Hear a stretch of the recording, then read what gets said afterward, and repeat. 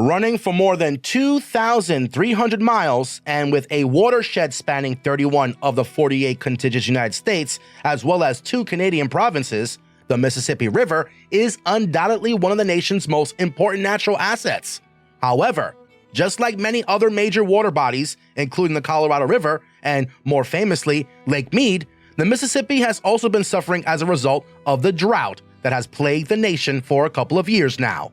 But here's the thing.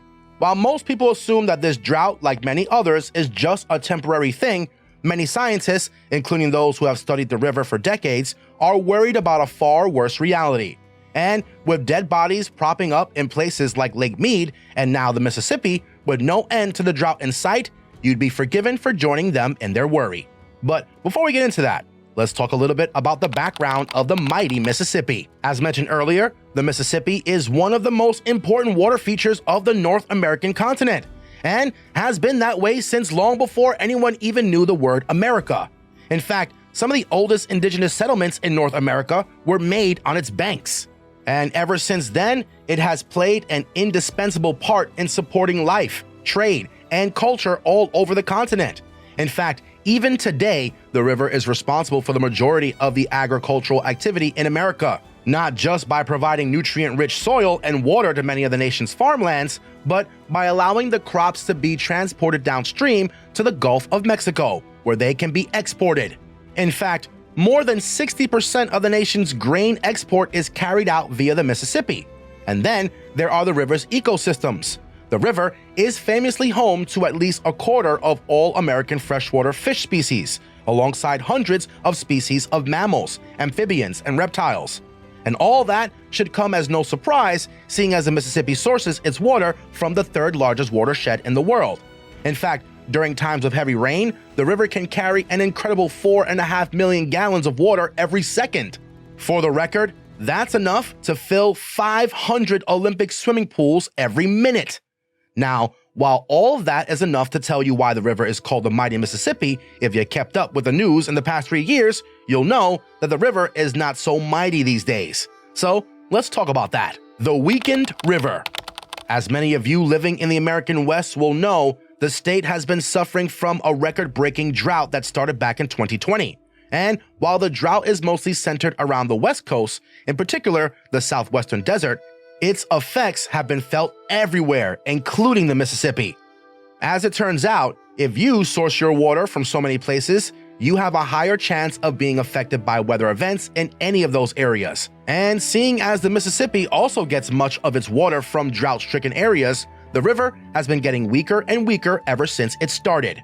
Just how weak, you ask? Well, in some areas, particularly those upstream, the river has reached water levels that are lower than they've ever been since we started keeping records.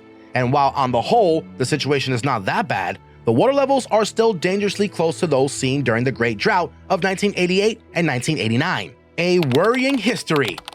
And for those of you who don't know, that drought has been one of the most widespread and damaging natural events America has faced in the last century. In fact, before the drought ended, it claimed over 17,000 lives due to heat stroke. And more relevant to this story, the lower water levels caused by the drought caused billions of dollars in crop losses, causing damages and losses comparable to the ones caused by some of the worst hurricanes in history. Coming forward in time to today, it's not hard to see why people are worried that this might be a repeat of those conditions. Just a few months ago, the city of St. Cloud announced that they were closing the 2nd unit of the city's hydroelectric dam due to the record low water flow, something they hadn't had to do since, you guessed it, 1988. But crop losses and closed dams aren't the only things caused by the drought. A much more pressing matter is what's happening with the barges that travel up and down the river. Downed barges. One of the most important roles the Mississippi plays is a trade artery. You see, the thousands of tons of grain and other agricultural produce that is grown in the interior have to be transported all across the nation for use. And while trains and trucks are good for doing that within the nation, a big part of American agricultural production is actually meant to be exported, and that is done by transporting all that food to a port. And what better way to do that than by a river? You see, not only is transport via river cheaper, since boats can travel further on a lot less fuel, The more important benefit is the number of goods that can be transported, since barges can be made to hold a lot more stuff than any train or semi-truck. As a result, more than 60% of our grain exports and more than 80% of our soy exports are completely reliant on the barges working properly. And if you know anything about rivers, you'll know that traveling up a shallow, dried-up river is far more difficult than a normally flowing one. In fact, the situation's so bad that barges in many areas have even come beached, while others have had to lessen their loads by more than half. And if that wasn't enough, the government is actually exploring other ways for export, since the drought doesn't seem to be slowing down anytime soon. Other worries. There are also concerns about the water supply. Earlier this year, concerns were raised when Lake Mead reached its lowest historic levels, since it's responsible for the water supply for the majority of people in the region. Well, here is a similar situation surrounding Mississippi. And it's not just the lower water levels that have got scientists worried. You see, while the Mississippi is without a doubt a massive river, it is by no means a fast river. This means that when water flow is slow, seawater can travel upstream by following the river's bottom from the Gulf of Mexico. This has actually been a problem faced by smaller rivers near the coast in many parts of the world. But the same happening to a river as important as the Mississippi could be catastrophic, even if it lasts for a few weeks, as it would not only damage the drinking water supply, but it may also turn soils crucial for agriculture barren for years into the future. And then there are things that might not have long-lasting effects, but are worrying nonetheless. Murky secrets. One of the big headlines that first called attention to the dropping water levels in Lake Mead was the discovery of long-lost dead bodies and boats that had resurfaced after being buried under hundreds of feet of water for decades. Well, something similar is happening in the Mississippi. Earlier last year, a massive shipwreck was discovered near Baton Rouge in Louisiana, which belonged to an old ferry that had sunken over 100 years ago. The find was so shocking and big that it actually became a small tourist attraction for locals after discovery. On the more morbid side of things, a few months after this, a mother and her daughter, looking for stones on the dried up parts of the riverbed, came across multiple human bones that presumably belonged to a missing person who had been lost decades ago. In fact, many experts believe that finds like these will only grow in number as the river continues to struggle, which brings us to the last part of our video, the hidden reality.